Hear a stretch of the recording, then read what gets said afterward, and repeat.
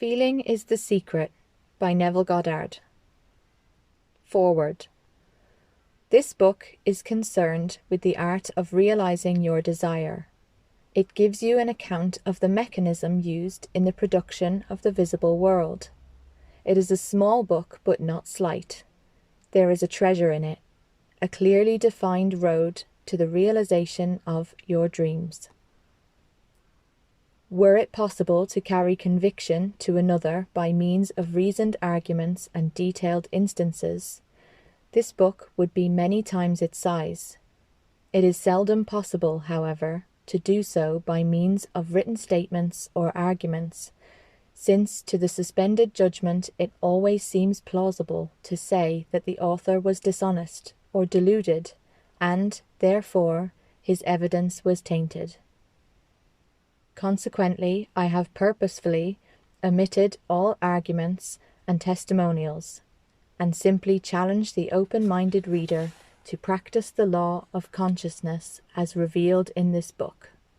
Personal success will prove far more convincing than all the books that could be written on the subject. Neville. Chapter 1.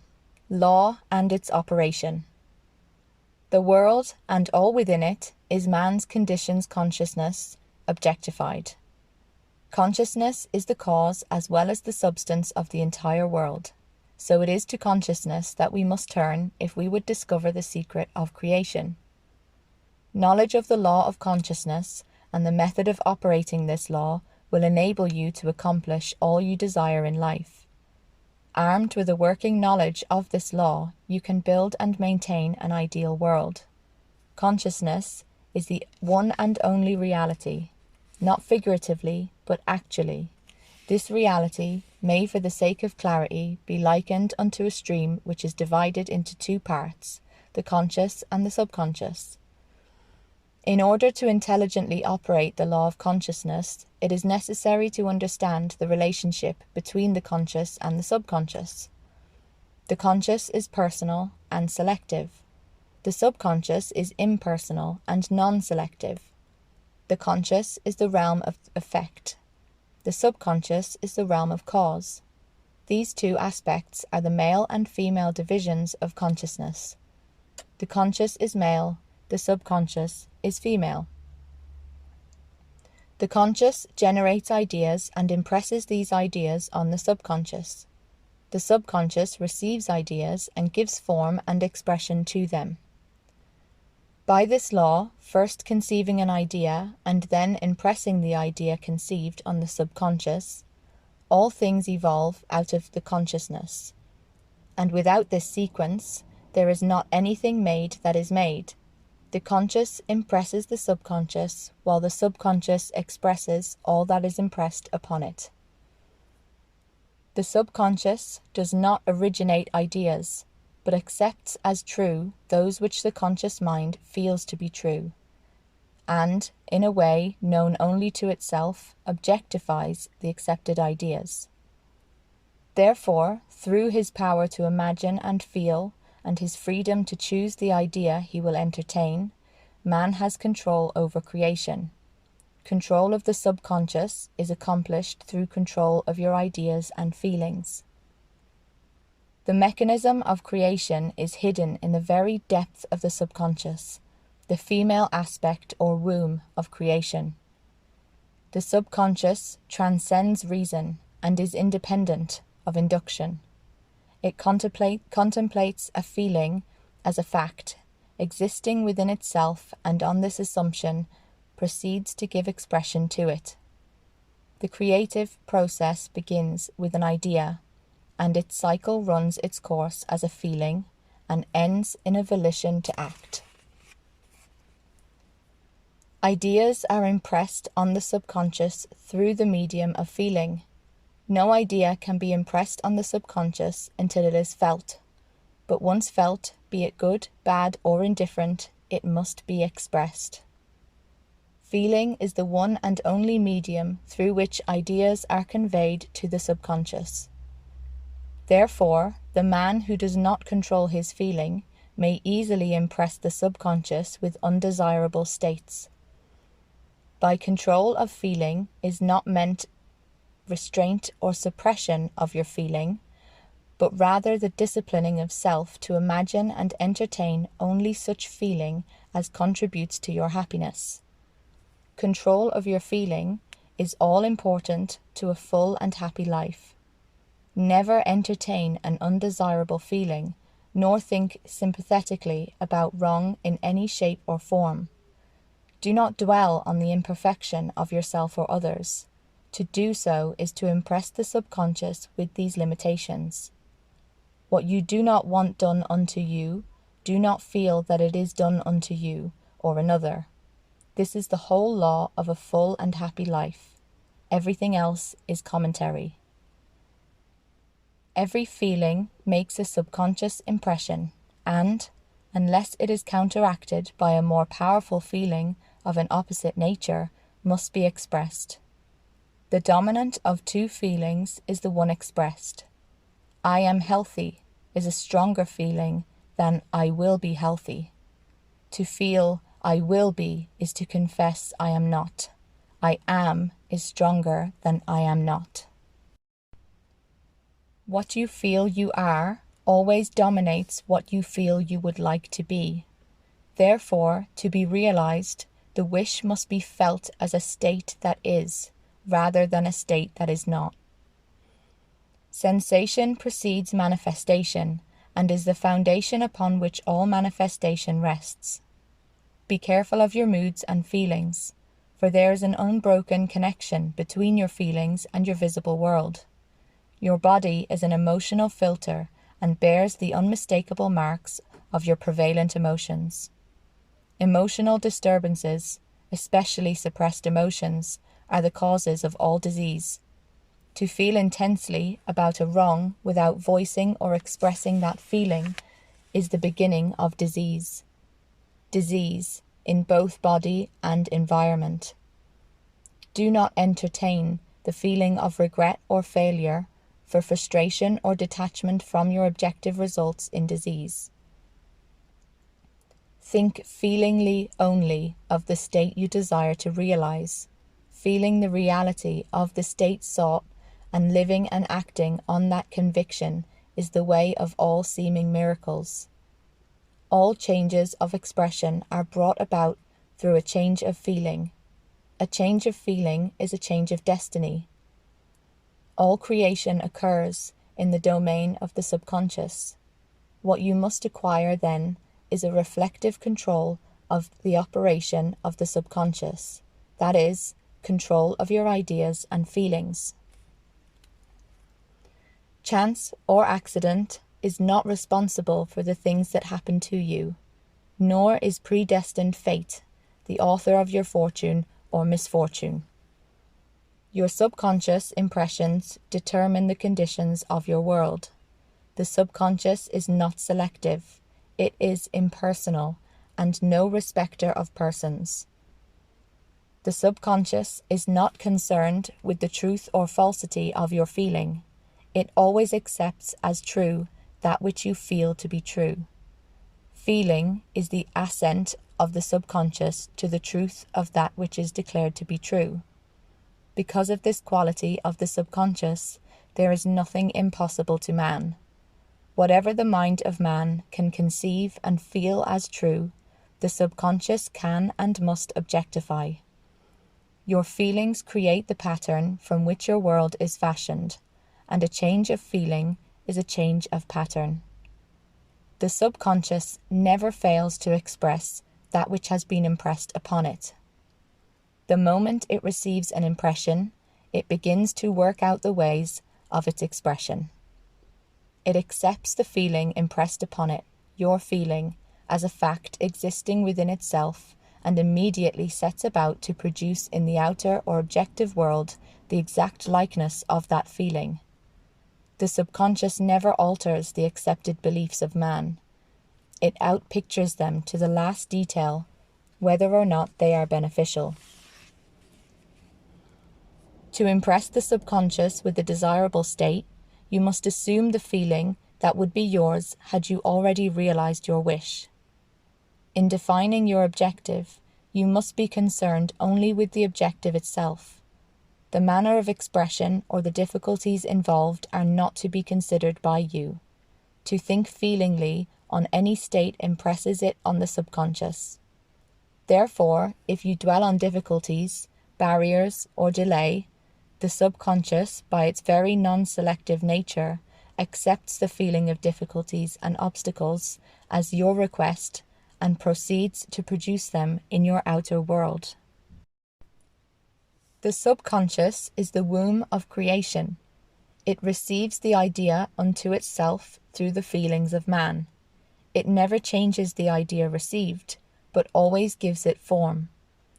Hence, the subconscious outpictures the idea in the image and likeness of the feeling received. To feel a state as hopeless or impossible is to impress the subconscious with the idea of failure. Although the subconscious faithfully serves man, it must not be inferred that the relation is that of a servant to a master, as was anciently conceived. The ancient prophets called it the slave and servant of man. Saint Paul personified it as a woman and said the woman should be subject to man in everything. The subconscious does serve man and faithfully gives form to his feelings. However, the subconscious has a distinct distaste for compulsion and responds to persuasion rather than to command. Consequently, it resembles the beloved wife more than the servant. The husband is the head of the wife, may not be true of man and woman in their earthly relationship, but it is true of the conscious and the subconscious, or the male and the female aspects of consciousness. The mystery to which Paul referred when he wrote, "This is a great mystery. He that loveth his wife loveth himself, and they two shall be one flesh," is simply the mystery of consciousness. Consciousness is really one and undivided, but for creation's sake it appears to be divided into two. The conscious, objective, or male aspect truly is the head and dominates the subconscious, subjective, or female aspect.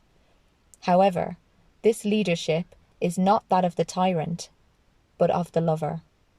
So, by assuming the feeling that would be yours were you already in possession of your objective, the subconscious is moved to build the exact likeness of your assumption.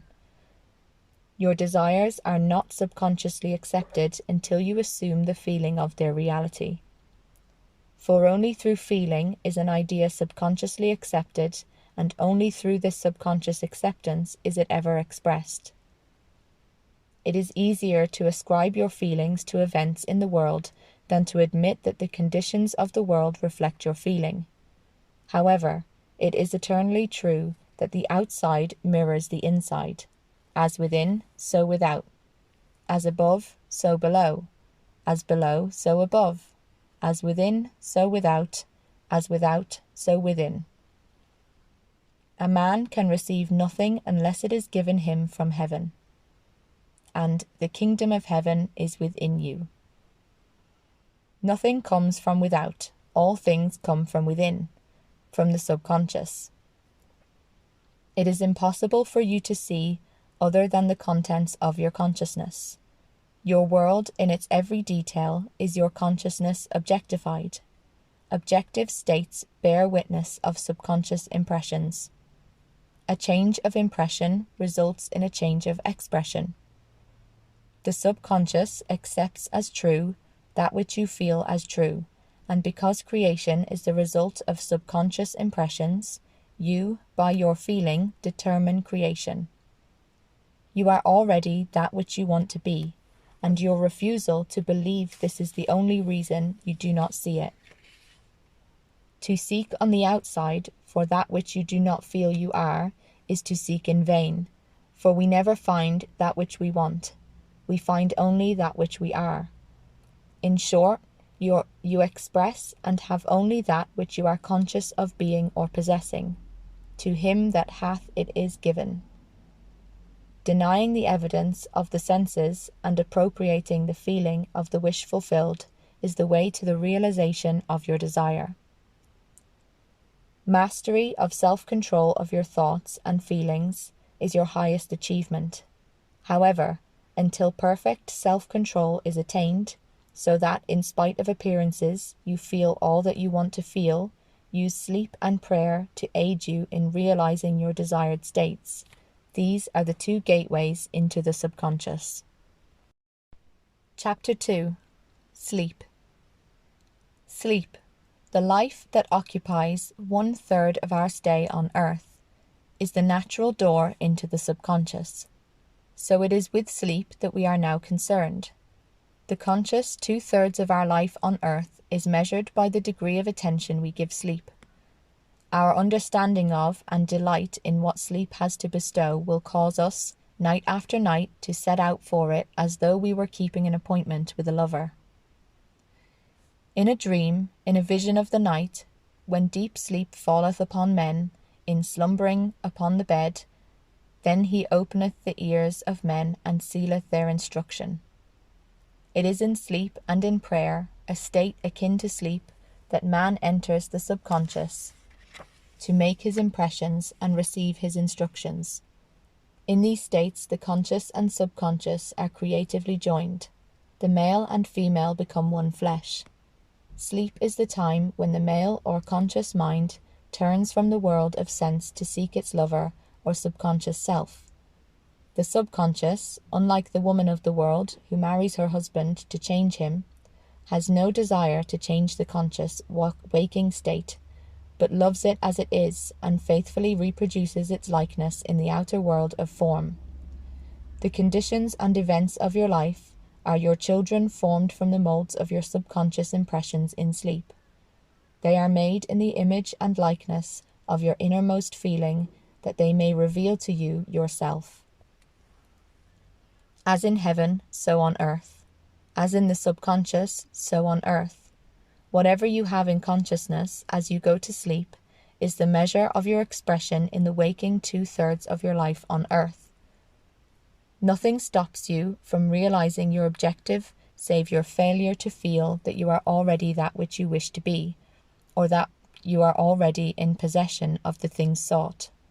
Your subconscious gives form to your desires only when you feel your wish fulfilled. The unconsciousness of sleep is the normal state of the subconscious. Because all things come from within yourself, and your conception of yourself determines that which comes, you should always feel the wish fulfilled before you drop off to sleep. You never draw out of the deep of yourself that which you want, you always draw that which you are, and you are that which you feel yourself to be, as well as that which you feel as true of others. To be realized, then, the wish must be resolved into the feeling of being, or having, or witnessing the state sought. This is accomplished by assuming the feeling of the wish fulfilled.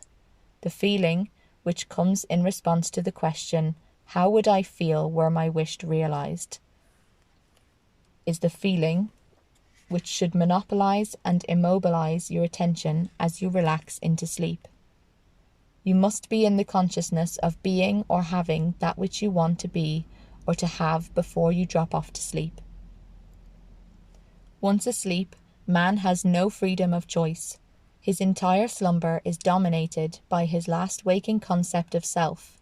It follows, therefore, that he should always assume the feeling of accomplishment and satisfaction before he retires to sleep. Come before me with singing and thanksgiving. Enter into his gates with thanksgiving and into his courts with praise. Your mood prior to sleep defines your state of consciousness as you enter into the presence of your everlasting lover, the subconscious. She sees you exactly as you feel yourself to be. If, as you prepare for sleep, you assume and maintain the consciousness of success by feeling "I am successful," you must be successful. Lie flat on your back, with your head on a level with your body. Feel as though you would were you in possession of your wish, and quietly relax into unconsciousness. He that keepeth Israel shall neither slumber nor sleep. Nevertheless, he giveth his beloved sleep. The subconscious never sleeps. Sleep is the door through which the conscious waking mind passes to be creatively joined to the subconscious. Sleep conceals the creative act, while the objective world reveals it. In sleep, man impresses the subconscious with his conception of himself. What more beautiful description of this romance of the conscious and subconscious is there than that told in the Song of Solomon? By night on my bed I sought him whom my soul loveth. I found him whom my soul loveth. I held him, and I not let him go, until I had brought him into my mother's house, and into the chamber of her that conceived me. Preparing to sleep, you feel yourself into the state of the answered wish, and then relax into unconsciousness. Your realized wish is he whom you seek. By night on your bed, you seek the feeling of the wish fulfilled, that you may take it with you into the chamber of her that conceived you, into sleep, or the subconsciousness which gave you form, that this wish also may be given expression. This is the way to discover and conduct your wishes into the subconscious. Feel yourself in the state of the realized wish, and quietly drop off to sleep. Night after night you should assume the feeling of being, having, and witnessing that which you seek to be, possess, and see manifested. Never go to sleep feeling discouraged or dissatisfied. Never sleep in the consciousness of failure. Your subconscious, whose natural state is sleep, sees you as you believe yourself to be, and whether it be good, bad, or indifferent, the subconscious will faithfully embody your belief. As you feel, so do you impress her, and she, the perfect lover, gives form to these impressions and outpictures them as the children of her beloved. Thou art all fair, my love, there is no spot in thee, is the attitude of mind to adopt before dropping off to sleep. Disregard appearances and feel that things are as you wish them to be. For he calleth things that are not seen as though they were, and the unseen becomes seen. To assume the feeling of satisfaction is to call conditions into being which will mirror satisfaction. Signs follow, they do not precede.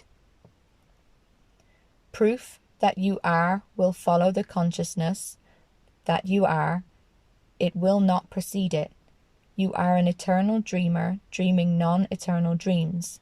Your dreams take form as you assume the feeling of their reality.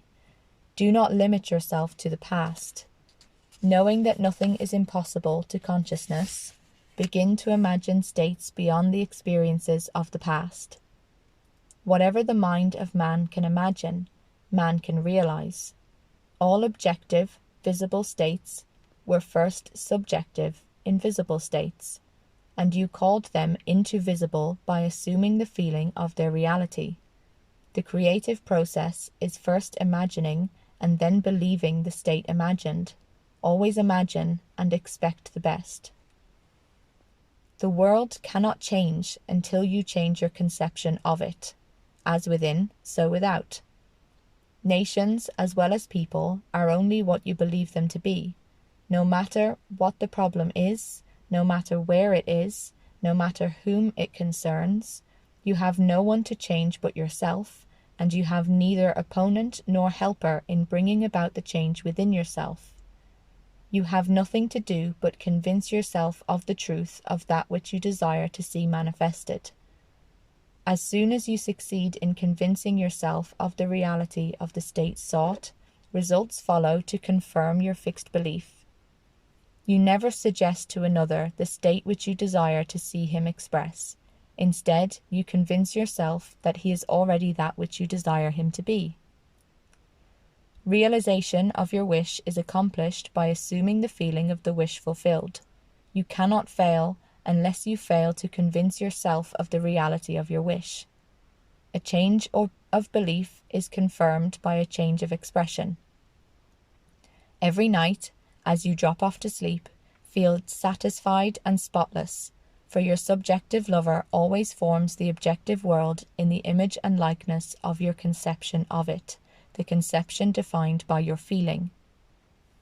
The waking 2/3 of your life on earth ever corroborates or bears witness to your subconscious impressions. The actions and events of the day are effects. They are not causes. Free will is only freedom of choice. Choose ye this day whom ye shall serve, is your freedom to choose the kind of mood you assume. But the expression of the mood is the secret of the subconscious. The subconscious receives impressions only through the feelings of man and, in a way known only to itself, gives these impressions form and expression. The actions of man are determined by his subconscious impressions. His illusion of free will, his belief in freedom of action, is but ignorance of the causes which make him act. He thinks himself free, because he has forgotten the link between himself and the event. Man awake is under compulsion to express his subconscious impressions. If in the past he unwisely impressed himself, then let him begin to change his thought and feeling, for only as he does so will he change his world. Do not waste one moment in regret, for to think feelingly of the mistakes of the past is to reinfect yourself. Let the dead bury the dead. Turn from appearances and assume the feeling that would be yours were you already the one you wish to be. Feeling a state produces that state. The part you play on the world stage is determined by your conception of yourself. By feeling your wish fulfilled and quietly relaxing into sleep, you cast yourself in a star role to be played on earth tomorrow, and while asleep, you are rehearsed and instructed in your part. The acceptance of the end automatically wills the means of realization. Make no mistake about this. If, as you prepare for sleep, you do not consciously feel yourself into the state of the answered wish, then you will take with you into the chamber of her who conceived you the sum total of the reactions and feelings of the waking day, and while asleep, you will be instructed in the manner in which they will be expressed tomorrow. You will rise, believing that you are a free agent, not realizing that every action and event of the day is predetermined by your concept of self as you fell asleep. Your only freedom, then, is your freedom of reaction. You are free to choose how you feel and react to the day's drama, but the drama, the actions, events, and circumstances of the day have already been determined. Unless you consciously and purposely define the attitude of mind with which you go to sleep, you unconsciously go to sleep in the composite attitude of mind made up of all feelings and reactions of the day. Every reaction makes a subconscious impression and, unless counteracted by an opposite and more dominant feeling, is the cause of future action. Ideas, enveloped in feeling, are creative actions. Use your divine right wisely. Through your ability to think and feel, you have dominion over all creation. While you are awake, you are a gardener selecting seeds for your garden. But, except a corn of wheat will fall into the ground and die, it abideth alone, but if it die, it bringeth forth much fruit. Your conception of yourself as you fall asleep is the seed you drop into the ground of the subconscious. Dropping off to sleep, feeling satisfied and happy, compels conditions and events to appear in your world which confirm these attitudes of mind. Sleep is the door into heaven. What you take in as a feeling, you bring out as a condition, action, or object in space. So sleep in the feeling of the wish fulfilled. As in consciousness, so on earth. Chapter 3. Prayer. Prayer, like sleep, is also an entrance into the subconscious. When you pray, enter into your closet, and when you have shut your door, pray to your Father which is in secret, and your Father which is in secret shall reward you openly.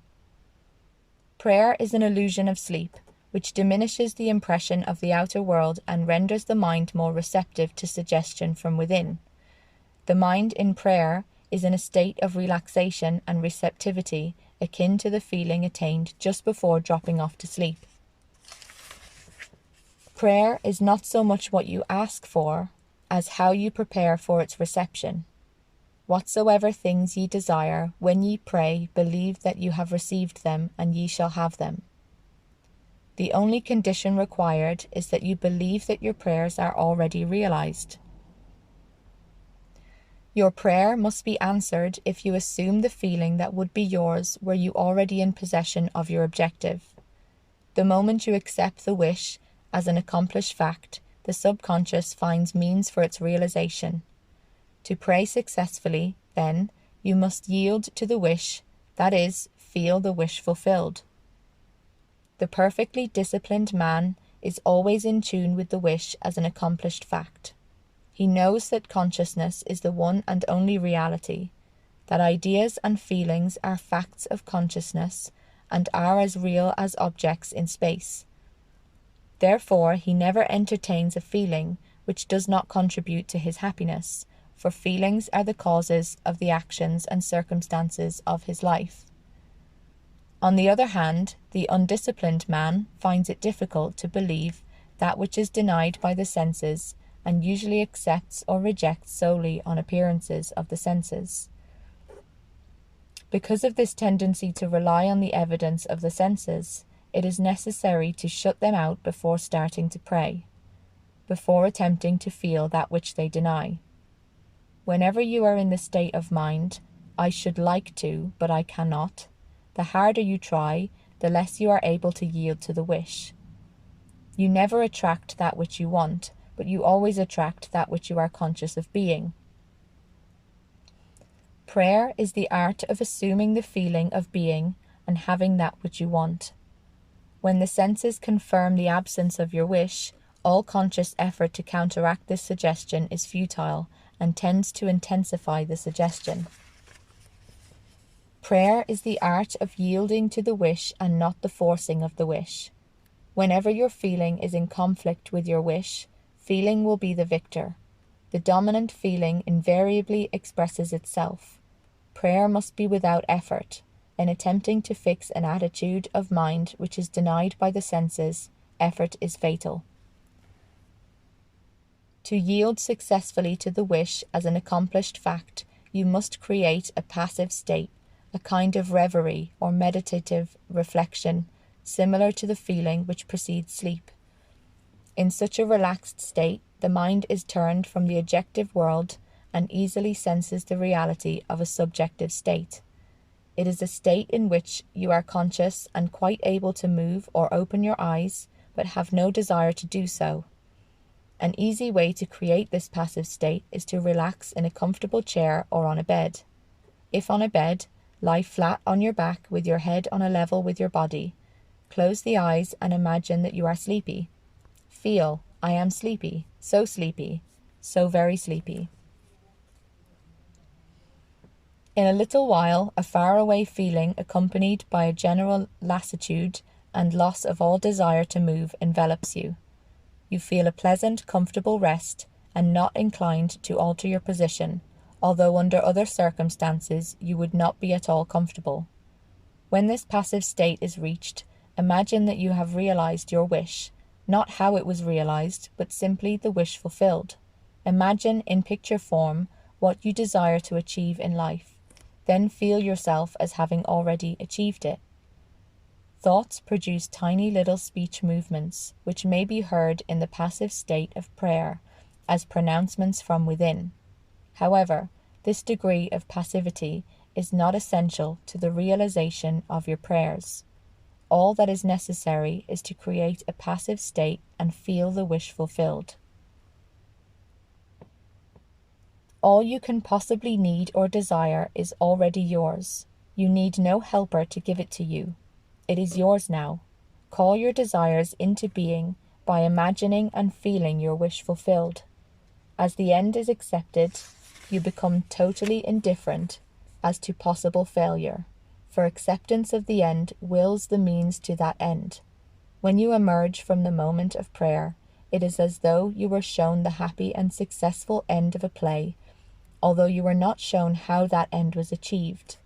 However, having witnessed the end, regardless of any anticlimactic sequence, you remain calm and secure in the knowledge that the end has been perfectly defined.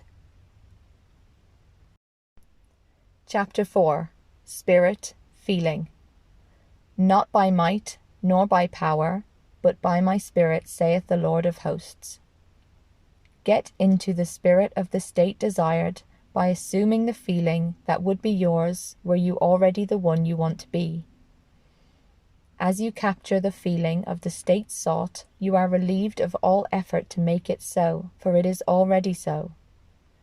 There is a definite feeling associated with every idea in the mind of man. Capture the feeling associated with your realized wish by assuming the feeling that would be yours were you already in possession of the thing you desire, and your wish will objectify itself. Faith is feeling. According to your faith, be it unto you. You never attract that which you want, but always that which you are. As a man is, so does he see. To him that hath it shall be given, and to him that hath not it shall be taken away. That which you feel yourself to be, you are, and you are given that which you are. So assume the feeling that would be yours were you already in possession of your wish, and your wish must be realized. So God created man in his own image, in the image of God created he him. Let this mind be in you which was also in Jesus Christ, who being in the form of God, thought it not robbery to be equal with God. You are that which you believe yourself to be. Instead of believing in God or in Jesus, believe you are God or you are Jesus. He that believeth on me, the works that I do, shall he do also. Should be, he that believes as I believe, the works that I do, shall he do also. Jesus found it not strange to do the works of God, because he believed himself to be God. I and my Father are one. It is natural to do the works of the one you believe yourself to be. So live in the feeling of being the one you want to be, and that you shall be. When a man believes in the value of the advice given him and applies it, he establishes within himself the reality of success.